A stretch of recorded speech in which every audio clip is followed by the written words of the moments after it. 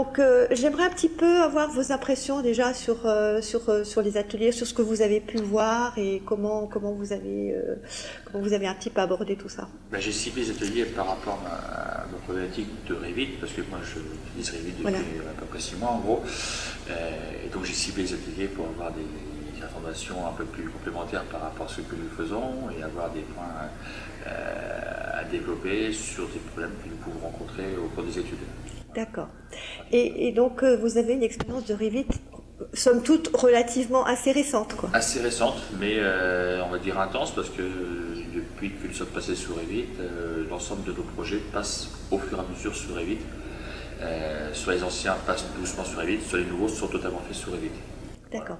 Et donc, votre entreprise compte combien de salariés? Alors, je fais partie moi, du territoire sud et sud-ouest de Hervé Thermique au niveau du recul d'exécution. Et là, à peu près, ça va faire dans les 300 salariés en tout, cette partie-là. Et en études, on est 23 ingénieurs et techniciens. D'accord. Et ils sont tous passés sur Revit. Est-ce que ça a été facile? Oui, non. Oui, parce que les gens sont convaincus de la chose, donc ils s'impliquent. Non, parce que les gens ont eu des habitudes de travail avec AutoCAD auparavant, et c'est une façon de travailler qui est totalement différente. Et quand on casse ces habitudes, il y a forcément toute une part d'appréhension d'une part des personnes, et d'autre part, il y a aussi le fait de retrouver les automatismes, de retrouver une façon de travailler qu'on n'avait plus, qu'on a perdu. D'accord. Donc forcément, le départ est un peu plus lourd qu'on imaginait, mais maintenant que les gens se sont bien mis, ça passe bien, quoi. Bien. Et donc, comment vivez-vous alors ce passage à la maquette numérique, au BIM On le vit dans les premiers, nous, dans notre région. Donc, ce qui fait que des fois, on fait un petit peu office d'extraterrestre par rapport aux autres entreprises. Quand on dit qu'on travaille en maquette numérique, on nous fait des grands yeux, on nous dit qu'est-ce que c'est, et on est confronté à pour l'instant au fait qu'on est à peu près les seuls ou dans les tout premiers à utiliser Revit.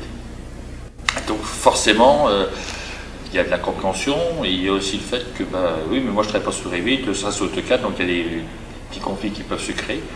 Mais globalement, une fois qu'on dit que nous, AutoCAD ne nous gêne pas, on le récupère, on travaille dessus sans aucun problème, il n'y a pas de souci, quoi. Voilà.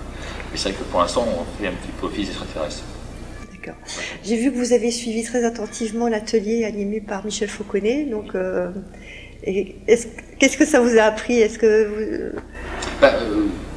la plomberie est certainement le secteur le plus compliqué sur Revit, que ce soit au niveau des alimentations ou des évacuations.